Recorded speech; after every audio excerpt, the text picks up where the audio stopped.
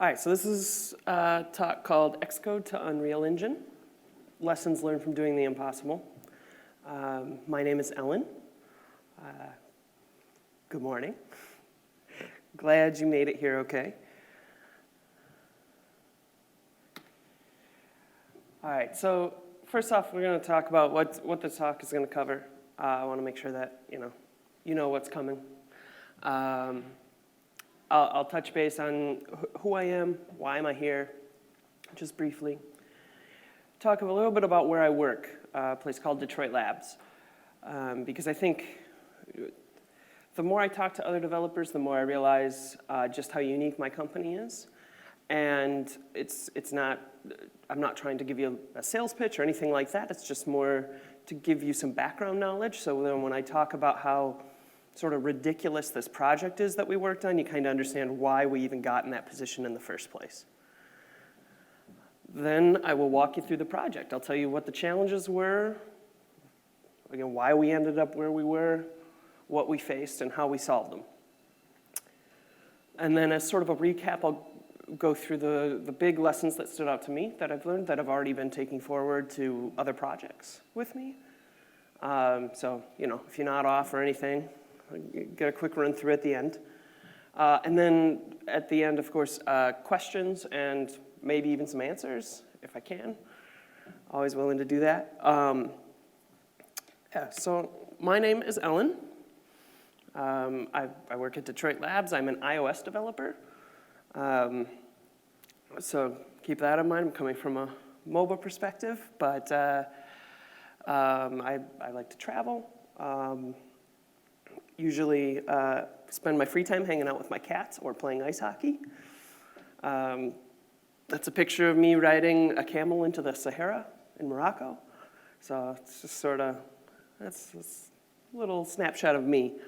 On most of my slides, you'll see my Twitter handle. If you have any questions, feel free to tweet them out to me, during or after. I don't tweet too often, but it's usually just a recap of all the beers I've drank. So I do respond. If you do have any questions, feel free to reach out to me there. I've also placed business cards on both of the little survey tables. So if you have a question, need to leave early, anything like that, feel free to email me with any questions you have.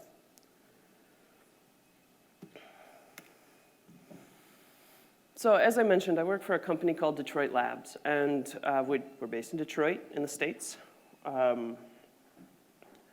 We are a mobile services company. We make primarily mobile apps, though we do some web projects, hardware, pretty much anything that excites us, that gets us interesting. If a client comes and say, hey, we want to do this, and we find that fun and interesting, it doesn't matter if we haven't done it before, we'll typically say yes. And then figure out how we're going to do it, which really speaks to the confidence that our sales team, our co-founders, anybody who's doing that pitching, they have that confidence in our entire team, and so does the team. We have a confidence in ourselves as a company that we can figure out a solution to whatever problems are presented to us. While we have plenty of technical specialists, I tend to think of us as a company as more generalists. More problem solvers, which allows us not to be locked into, a certain platform or medium in order to get stuff done. We can figure out a solution regardless. We have a company culture that cultivates curiosity, so we hire for people that want to be continuously learning, expanding their knowledge set. And working on their skill set and always expanding what they know. So you're open to new ideas. You're encouraged to do that. And then a big part of that is this atmosphere that we have that promotes mutual support and learning. So the sense that mistakes are going to happen. If we are always learning, if we're always pushing ourselves, mistakes are just part of that deal. And knowing that allows us to trust each other a lot more. I will be more willing to take a big risk, say, oh yeah, I will take on this new platform or whatever it is, because I know my company expects mistakes will happen, right? We'll fix them, we'll figure it out. So taking those risks, being trusted to take those risks, and knowing that in the end, what we learn from that will benefit the company. We work on a variety of apps. Just so you know a little more about my background and work, those are some of our clients. Based in Detroit, so we do a lot of automotive work, but we've done medical work, banking apps, fast food, all sorts of things like that. So we're kind of all over the place. And that's just a picture of our one of the floors in our office space. So we tend to have different relationships with our clients in that they come to us with an idea, and we take a lot of ownership of that idea. We're not working in a system where it's, hey, do this, and we want it exactly done this way. We are often doing the designing. The developers get involved from an early stage. We're part of the architecture planning. And a lot of times our clients trust us to sort of ask the questions and figure out exactly what it is they really want, what problems they want to solve. So we have that freedom to maybe introduce new technologies or different areas to kind of push the client forward and open their minds to new ideas that they maybe never came to us with. So that's the background on labs. Gives you a little bit of an idea. Just keep that in the back of your mind while we're talking about the project, because every time I explain this project that we went through to somebody else, they're like, well, why didn't you just do it the easy way?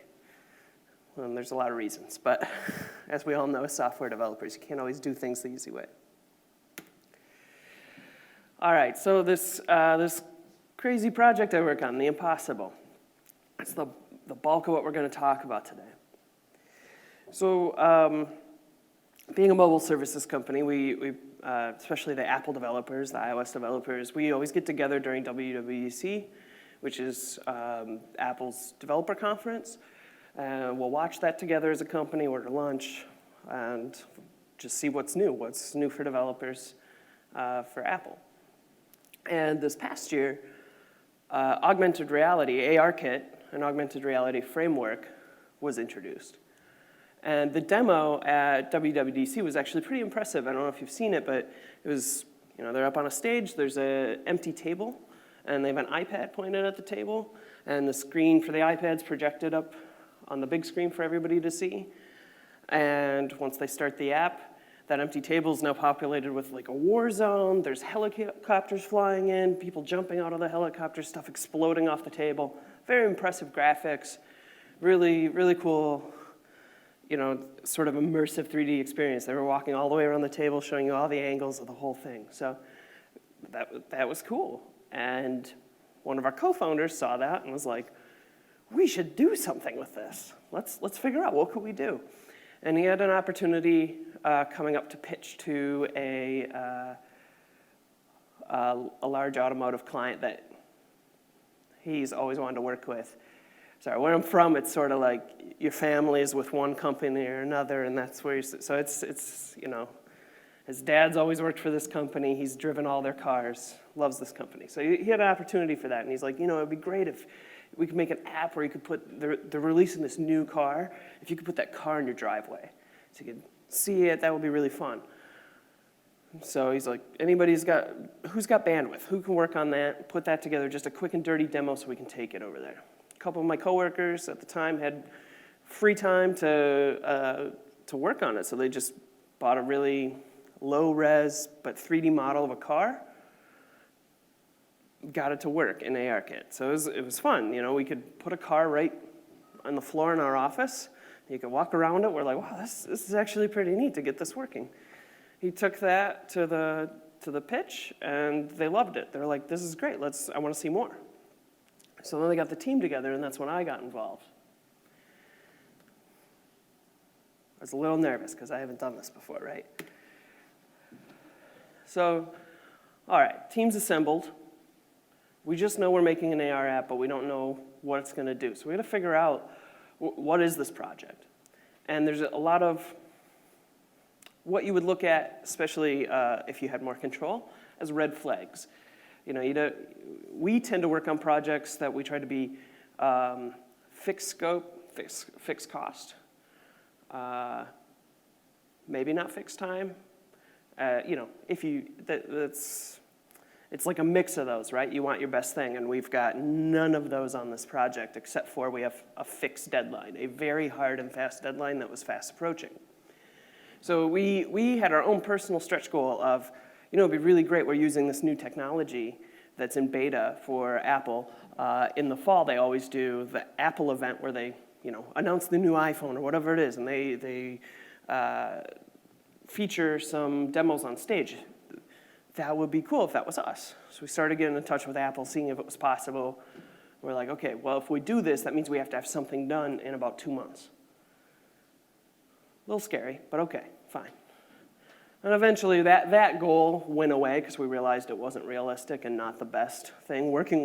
Actually working with Apple on it, they're like, your client's only going to get like 30 seconds of stage time, so I don't know if it's worth you guys tearing your hair out for this.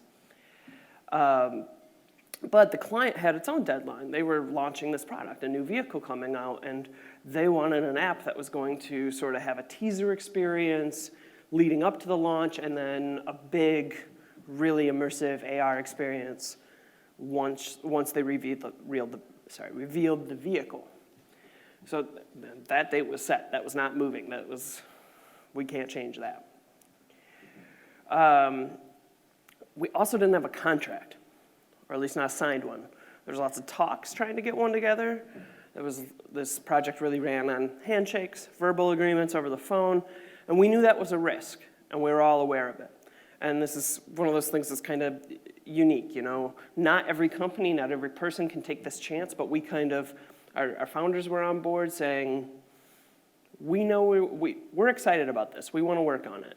We know we might not get paid for it. We know it could get canceled any day. There's a lot of risks going into this, but that's fine. We want to take that gamble because we think the odds of winning this contract, getting this contact, working with this company, all those things, totally a win. So okay, everybody's on board. We're taking the risk. We also had an end product. Our app was changing frequently. It went from, okay, place the car in your driveway, to we're going to have something with like 7 worlds that come up out of the table and it spins, and the user's going to pick a world, and then it's going to take you to that terrain, and they're going to drop the car in that terrain, and all this different stuff, right? So we went from being like, oh, it's just like one thing, cool, I can do that, no problem, to, oh, wow, this is huge, right? And it just kept getting bigger while we got less time because that date's not moving. And then it being a high-profile product, a new car for this company, there's a lot of stress. Our team did a really good job of managing the stress inside our own project. I didn't feel very stressed at work. I'm catching myself because that's a bit of a lie. But we felt stressed just because we're like, can we do this? Everything they keep asking for, we got to make sure we're not over-promising because we know we have to deliver. And so there's a little stress around that, but in general it wasn't too bad, but we could tell that the client was stressed. This is a big launch for them, and they had a lot invested in that. All right, so that's some of our constraints. Let's add some more. So we know we're making an AR app. We're developers. We are not animators or 3D artists. So thankfully, the client already had a company working on their 3D model, and they would do the animations and the 3D worlds for us. We just had to pop them in the app and do the logic for the app. Cool. But their pipeline required Unreal Engine, which is an open source graphics engine. So that was kind of a new thing for us that added a lot of questions. ARKit, it was beta in Xcode at the time. It was definitely beta in Unreal Engine. But it was that demo I talked about on the stage with that battle zone, it was Unreal Engine that actually partnered with Apple to create that. So felt pretty good about that. They've got that support. But because it was in beta, there was very little documentation available. I mean, this is brand new technology when we're working on it. There was, I don't know, a fair number of people saying like, oh, here's ARKit built in Xcode. We're putting lamps on tables or whatever it is. There's lots of people trying it out, writing blog posts about it. There were like 5 people doing it in Unreal Engine. And everybody's just on the Unreal Engine forums. It was not what I was used to as far as being able to look at Stack Overflow and find an answer or find some answers to cobble together and figure out a solution. Documentation was lacking. There was documentation for Unreal Engine itself, but the ARKit documentation started out with none when we first started working on it. I'm not kidding you. There was 0 documentation for it. ARKit was just like, hey, there's a thing, it exists. Or I'm sorry, Unreal Engine. That's what they said. They're just like, we put this out. We put out an ARKit plugin. Full stop. Then they put out one very small tutorial. That's it. No documentation on it, how anything works, what each one of these components does. It was just, here's how to get started with ARKit. That's it. And as far as I know, last I checked about a couple weeks ago, that's all that's out there for that. On top of these issues that we were facing, the vendor that we were working with that was making the 3D models, they also kind of approached the project differently, and that's their right? I said we were willing to take on that risk of not being paid, having the project canceled, all that kind of stuff. They were not. They'd worked with this client before, and they said, we're not starting on this until we have a contract signed. That's fine, that's their prerogative, but that made it more difficult. They didn't want to spend any of their time or their man hours working on it or working with us, right? They're like, well, we're not being paid to work with you right now. We're not being paid to teach you how to use Unreal Engine. So we're in a brand new IDE without this support system of developers who are used to using Unreal Engine. Then there was the whole fact that when we looked at what we wanted to do in this project, we wanted to provide a native iOS experience for reasons that I'll get into in a minute. And we're trying to figure out, is that even possible in Unreal Engine? Because Unreal Engine is primarily used for games, if you're building a full-on application in there. It's also used to make like the dragons in Game of Thrones. So it's pretty hefty if you're not familiar with it. But a lot of the development that happens in there is game development. Pardon me. And so, I mean, most of us have at least seen video games. If we don't play video games, they have kind of a different UI than a standard native iOS app, which is one thing we were considering. We wanted to make this native iOS for a few reasons. One, at the time, for augmented reality, as far as the frameworks went, that was it. It was only on Apple. Android has since come out with theirs, but at the time, there was only ARKit for Apple. That's all we were going to do. So lots of other valid reasons for why we wanted to make sure it was native iOS, but that one really locked us in. We didn't have a choice. Another thing we talked about, yeah, okay, maybe we're not going to get up on stage at that Apple event, but we could get featured on the App Store, and Apple's more likely to do that if we're using new tech, which we were, and if it's platform exclusive.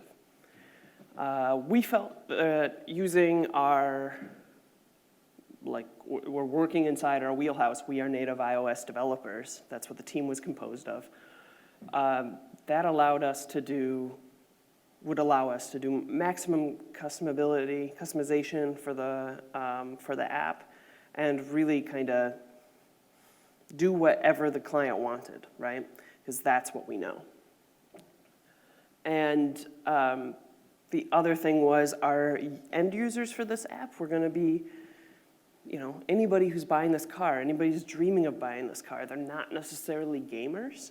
So that was a big thing, that we wanted to kind of avoid the aesthetic that you get inside a game. We wanted to make sure that the app behaved like an iOS app did.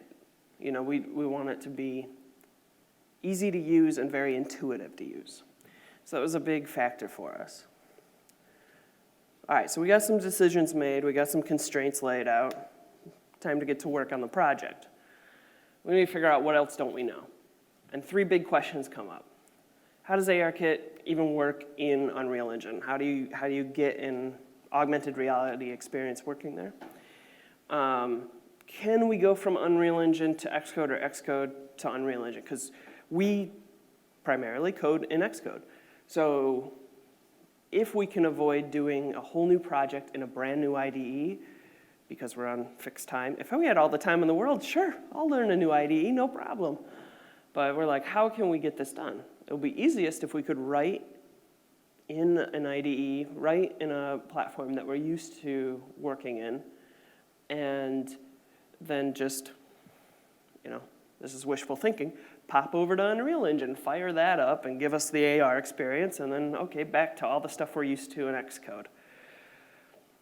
So is that even possible?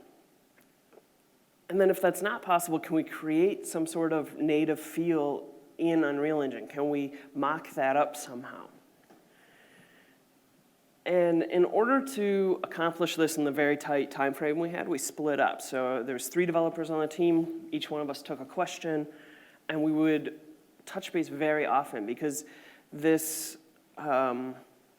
because we were sort of researching in different directions, we weren't necessarily committing code. It was a lot of research, not a lot of PR reviews and stuff. We wanted to make sure we avoided entrenching in those silos. We wanted to make sure we were all on the same page with what was happening in the app.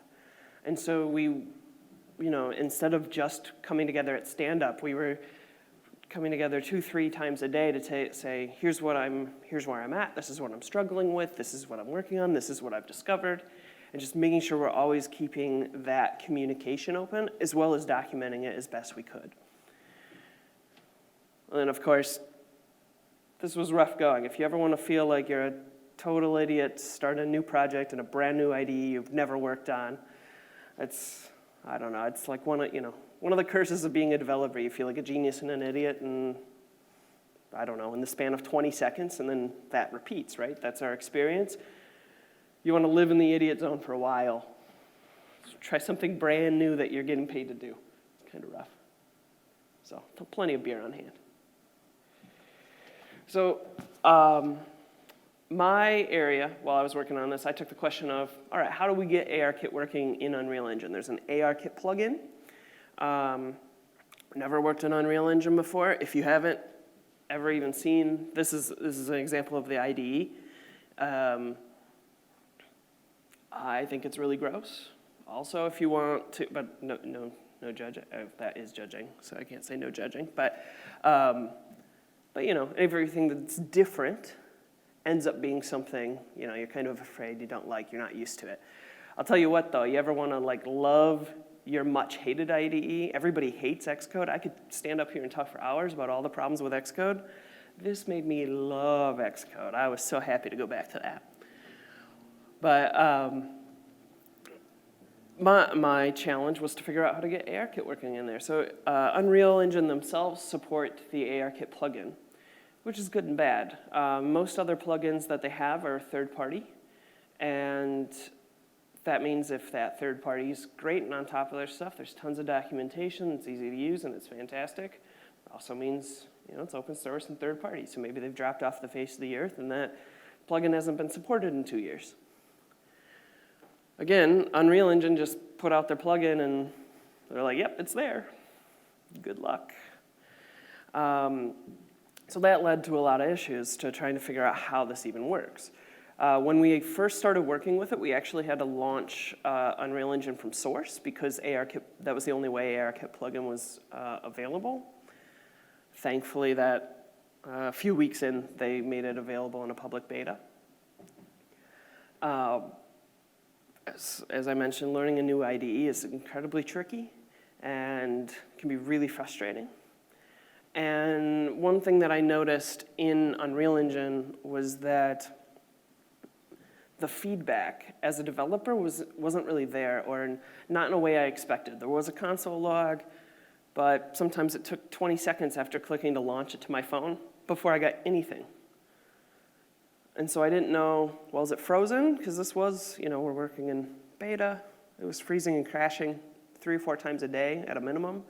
So is it frozen this time, or is it running, and I just have to wait it out, and then it pops up and says, yes, it's running. So the silent failures you would get, the very quiet failures you would get, ended up making it a very stressful situation. In the end, I was able to I ended up using a banana on a platform. So any surface I could find, I could place a banana there. I used a banana because we'd worked with the vendor and we said, hey, listen, can you just give us anything? Like, I know you make dragons for Game of Thrones, just give us a tree. Like, we don't need a dragon. Give us something we can put in the world so we can practice this, because we are not 3D artists. Just give us something to work with. Give us a demo file.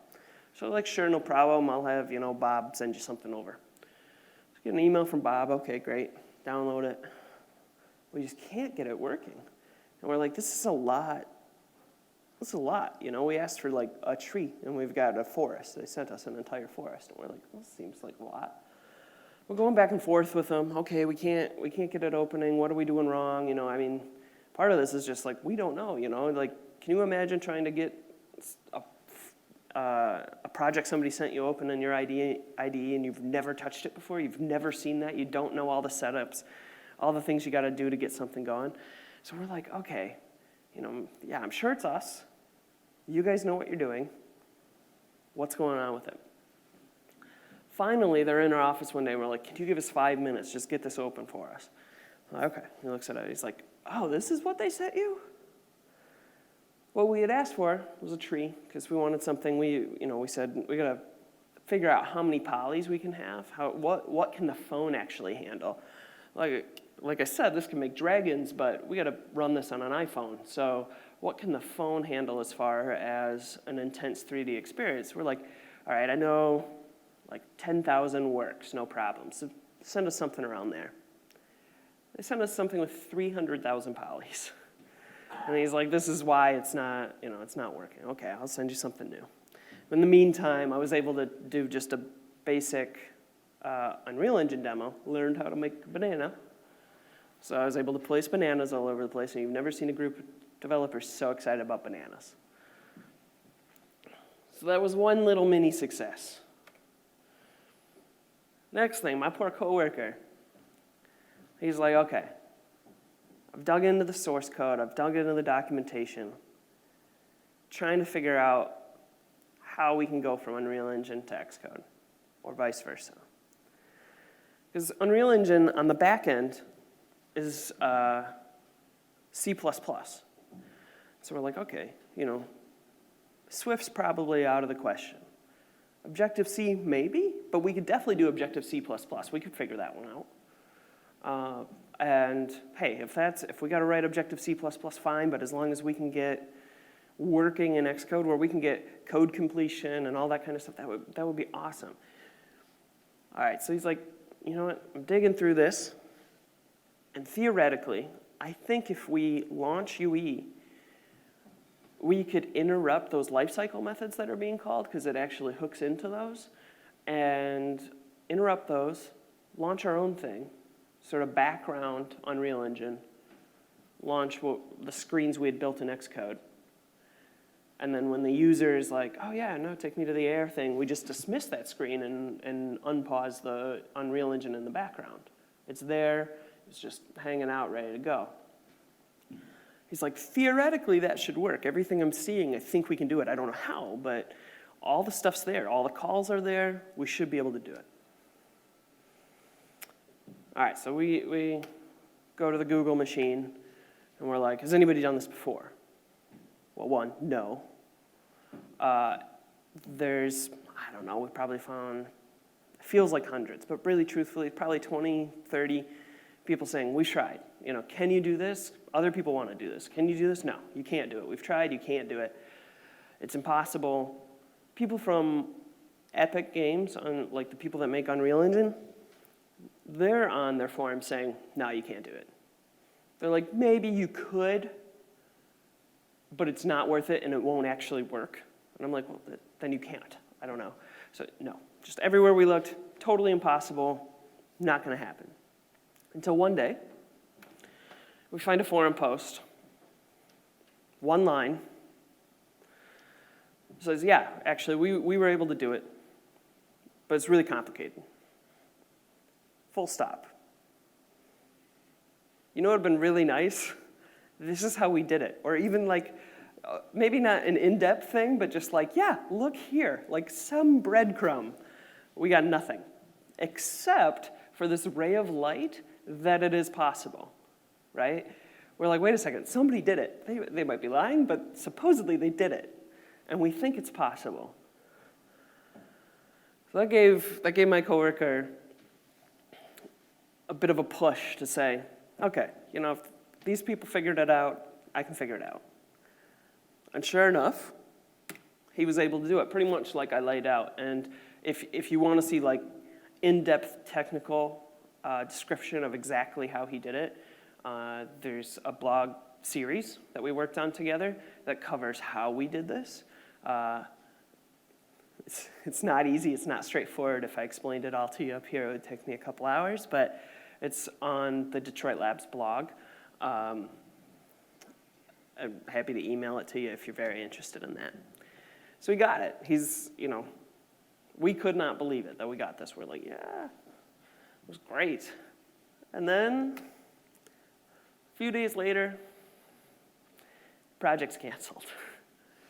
No joke. We've spent, 2-3 months working on this. All these struggles, and we finally get something that feels like success. Like we figured out, I'm telling you, every day we walked into work going like, I don't know if we can even do this. I've never had that kind of doubt. We would face each other and say, we have a deadline. We've promised this. And I don't know if we can actually do it. But we got to figure it out, right? Like, for now, I'm going to keep working on it and figure it out. So we figured it out, and then they canceled the project, which we knew was a risk all along. And a big thing for us, because it was a mixed emotion finding out the project was canceled. We're kind of like, huge weight off our shoulders, for sure. But at the same time, it was like, man, what was all this for? What did we learn? What do we take from this? And so, what did we learn? Part of it is we learned that strategy is vital. We've got a small team, strict deadline, short time span to get everything done.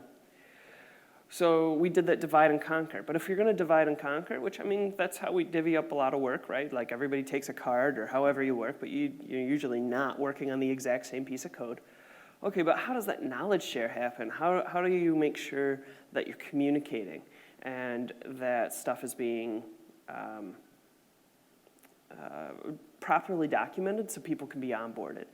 And so one thing we did was look at our strengths, divvied up the work based on the strengths so we could get it done in the most timeliest manner, and then deliberately set out a plan to make sure we were documenting whatever that was. So we would, for two of us, actually I think even the third guy did it a similar way. We would take notes, and I did handwritten notes. My friend was taking hers on her iPad.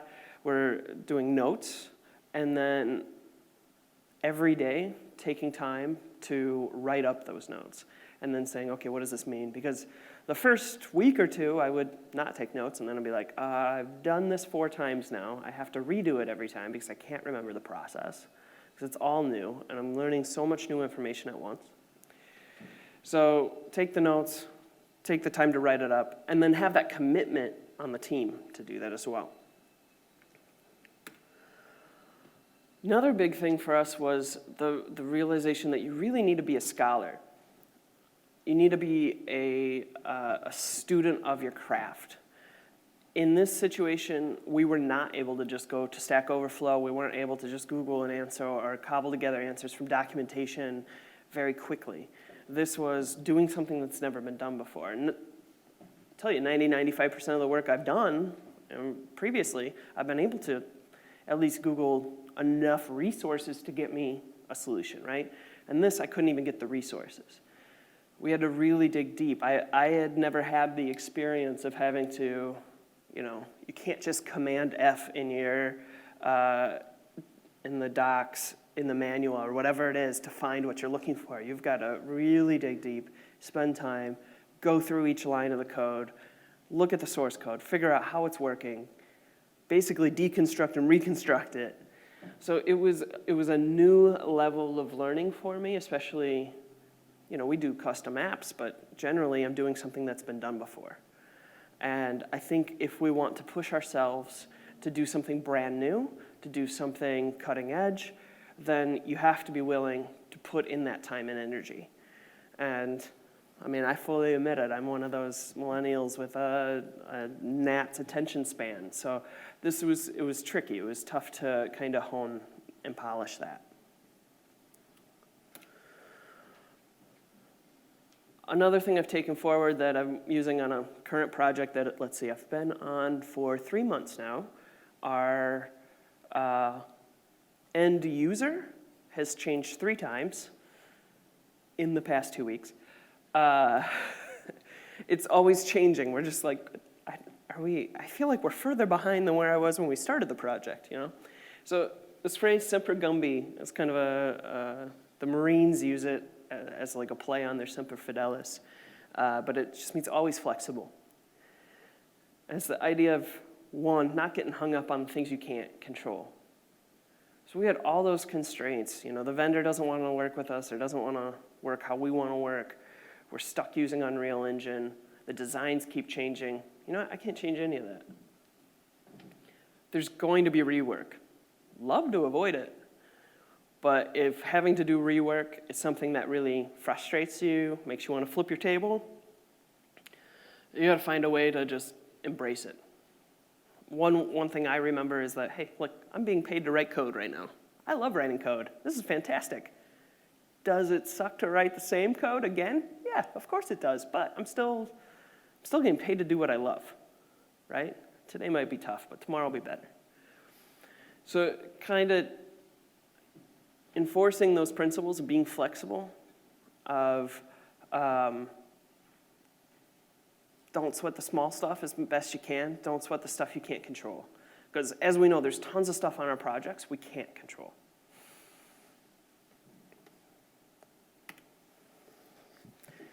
This is a big one for me. And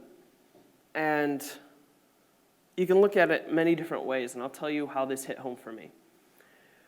So throughout the project, I had this theory that I think we could do this in Xcode. I think we could do this entirely in Xcode. If I could just get our vendor to give us a demo file of what they would, what we'd be receiving from them, if I could get that, then I could figure out how to get that in Xcode, get that running, and kind of prove that we could do this in Xcode. Then we don't have to worry about going back and forth. We don't have to worry about trying to make a native experience inside Unreal Engine. I think we can do this. And I'd ask the vendor, and they're like, no. For the quality of the graphics, you gotta use the engine. Okay. A couple weeks go by, and I'm like, it's kind of bugging me. I really think we could do this. No, you can't do it. Then at the end of the project, after it was canceled, our founders had us just say, hey, keep working on it right now while we figure out what projects you're going to next. Make it all in Xcode. See what we can do. Create a proof of concept we can shop around as a demo to other clients. Okay? And it turns out, yeah, we probably could have done it all in Xcode. I'm not somebody that would say, I told you so. But what made me uncomfortable about this situation is I don't ever want to be in the position to be able to say I told you so. And what I mean by that is if this bugged me enough that I was still thinking about it, I called it. I know that was going to happen. Why didn't I take, it could have taken 2 hours of my time to prove myself right or wrong.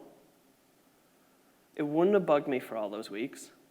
Probably the amount of time I spent bringing it up over the course of the weeks, that would have been enough time to prove out my concept. And in fact, because I turned out to be right, it could have saved my team a bunch of time. And what I got from this and what I want you to know for this is have the strength in your convictions and own it. So if something's going to bug you like this, no one else cared, right? That I mentioned it, they're not thinking about that now. But I was like, man, why didn't I have the strength in my convictions to at least prove myself right or wrong? I don't mind being wrong. I mean, we're wrong all the time, right? Our IDEs tell us we're wrong all the time. We're used to that. So it's not enough to be right. You know, you got to be right and have people listen to you. And that doesn't mean shout it to the rooftops. If people aren't listening, then get the proof of concept. Figure it out. Find a way to prove it. And don't be a jerk about it. That one's kind of obvious. I don't want to sit up here and be like, I wasn't a jerk about it.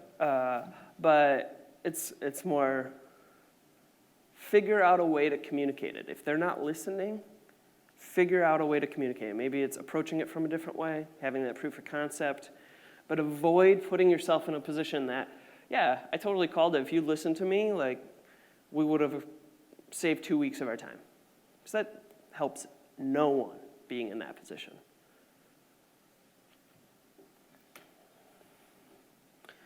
A big thing I've touched on already is the documentation. I talked about how we were taking notes and taking the time. We had a team commitment to write up our notes, put that documentation together, and in a way that everybody could read it. It would be there for anybody that was jumping on the project. Our teams we stay together by project, but every once in a while people roll off, roll on, and you don't know who's going to be looking at your code 6 months from now. Heck, you might take 6 months and go back on it. So take care of yourself, take care of your future teammates by documenting what you're doing. And even more importantly for us was to share what we learned. Like I said, we had this feeling of what did we do all this for? So we spent a couple weeks afterwards. We put together a blog series that's up on the Detroit Labs blog. Because we're like, we're going to provide that documentation that we wished we would add when we were working on this project. You know, we didn't complete it, right? But we were able to at least solve a lot of those problems. And if we can save even one person that time in the future, say, yeah, it's possible, and here's how you do it, or at least here's how we did it, then I feel like that's valuable, right? Then all that time we spent learning isn't lost. We're going to share it with people. And then I'm up here, right? I was at a conference last week. I did a workshop on how to get started with ARKit in Unreal Engine. I'm sharing my knowledge as best I can with my community to try to give back. Because, I don't know, to me it's like, what good is it if I'm the only one that knows about it, right? And if you find anything valuable, then that's a plus.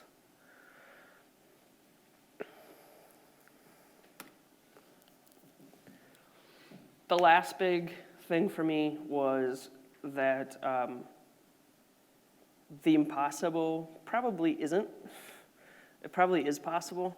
And in fact, I talk to people about this and they're like, yeah, well, and especially in software, nothing's impossible. How much time and money do you have? Right? If you've got limitless time and money, you can probably figure things out. We put somebody on the moon, that was impossible. So it may not be possible with the constraints that you have, but if you're passionate, if you remove those constraints, if you've got the time and the money, you can figure it out. And a big thing for me was to realize, I'll tell you what, I was a doubter of my coworker who said, I think we can go back and forth. And I'm like, you'll never figure that out. I don't even know how to figure that out. I mean, obviously I don't, but how could anybody figure that out? And he did. And I'm like, that's amazing. He was able to dive deep, dig in, and figure out how to get those two very different pieces of software talking together and working together. And it reminds me not to get stuck in a rut. So to keep a broad perspective on what's possible on a project. And I don't know, it was kind of inspiring to me to see what my coworkers are capable of and realize, typically, I'll tell him to face, we're not that different. He's got a few years on me as far as experience goes, but we're not that different. So I could figure that out too, which is really amazing, a very powerful knowledge. And so take that time. If you see something If you're lucky enough to see somebody do the impossible, or you recognize something like that happening. I mean, we see new software coming out all the time. It's really impressive stuff. There's nothing stopping you from doing that too, if you care about it. So that's the end of my ramblings. I'm happy to take questions. I did just want to remind you that I have business cards at the back. If you have questions, please feel free to reach out to me. Even if just you want the links to the blog post, if you're a glutton for punishment and want to play around with going from Unreal Engine to Xcode, you're more than welcome to reach out to me about that. Anybody have any questions?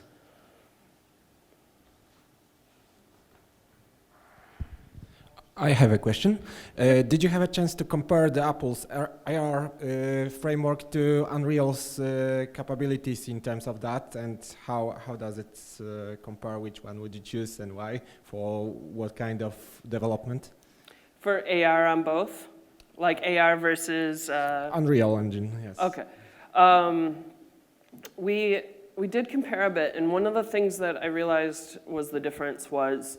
and in fact, we were kind of leaning towards this way near the end of the project, is if we want to do something huge, really high quality, maybe, yeah, if we've got the hardware that can handle it, right? So if I'm doing iPhone or iOS development, maybe we can get a souped up iPad that can handle something really intense and really big that will have side loaded.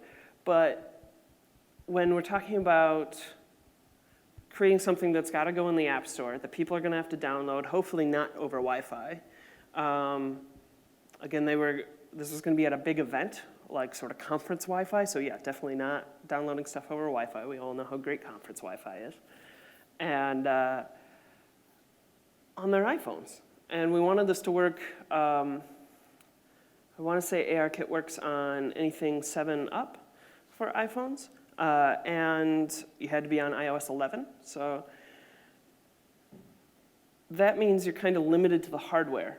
And we had talked about, okay, for the big demo on stage, for the big reveal, we do something in Unreal Engine. We do a big experience that way. But for what we're going to put in the App Store, for everyday use on an iPhone, we could have done all of that development in Xcode. Because otherwise it was going to be just too much, the right tool for the right occasion. Yeah. Any other questions? Well, thanks for joining me. Oh yeah, sorry, go ahead. Have you had a chance to play with AR Core? I guess as an iOS developer you don't touch the Android stuff much. I was just wondering how it compares to ARKit, if there's many differences.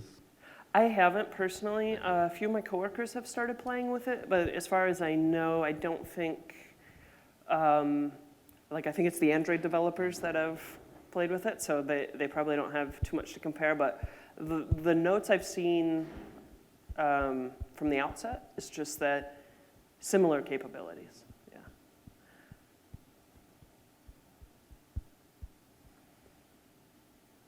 All right, thanks for joining me this morning. I really appreciate it. Have a great rest of your day.